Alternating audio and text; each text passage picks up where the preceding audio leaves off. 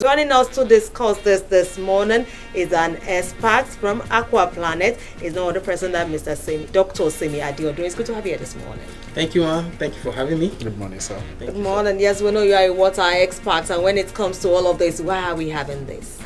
Yeah, nature, we can't exist in isolation. We must exist with the environment we have. We don't have any choice but to exist with the nature, and that includes water. And then the water cycle, rain must fall, and then it must redistribute. That's how we get water from where it's in excess to where it's in deficit.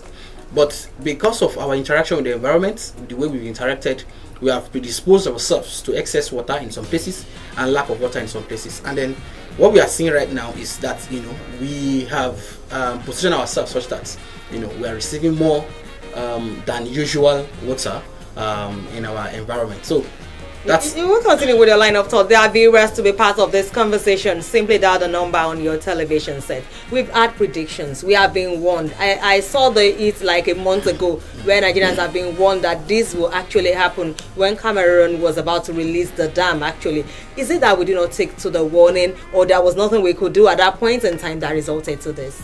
Yes. To be honest, not that we didn't do anything at all as a country. We did, but obviously, the precautions were not enough. One of the things Nigeria government did was to, in some states like Nasarawa, Niger, they installed flood early warning system. This system, I was part. I could speak confidently because I was part of people that installed these stations. To monitor flood level and to alert the agencies responsible for evacuation. But it came as a surprise that the last time we had this level of flooding was 2012. So we have something called return period of peak flooding, and then so it's been. We've been expecting that 2012 will be 2022 will be the return period, and so last year in some places like Loco, for instance, in along River Benue, they had about 6.9 meters of the peak level was 6.9 meters. So when we planned 7.5 meters. Now, okay, the water level, let's say it even rise above the 6.9, it shouldn't get beyond 7.5. But we were astounded that it rose over 8 meters, and still rising.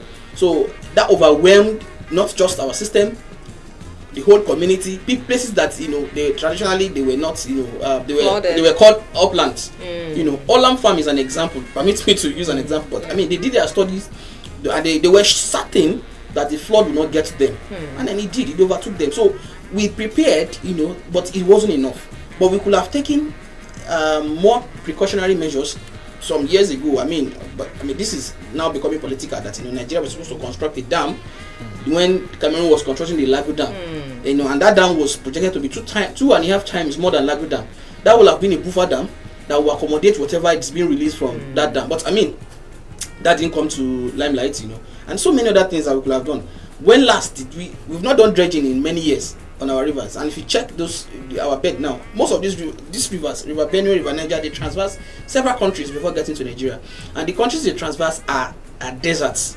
So when they are coming, they are bringing sand with them into our own. So they are silting up. Our river beds are silting up. So it's as if you have a bucket and you are pouring sand in the bucket. The volume of water that you have in that bucket will begin to reduce. The capacity of that bucket to hold water will reduce. So the same thing is happening to our rivers. Their capacity to hold water. So when you release that water, they spread out instead of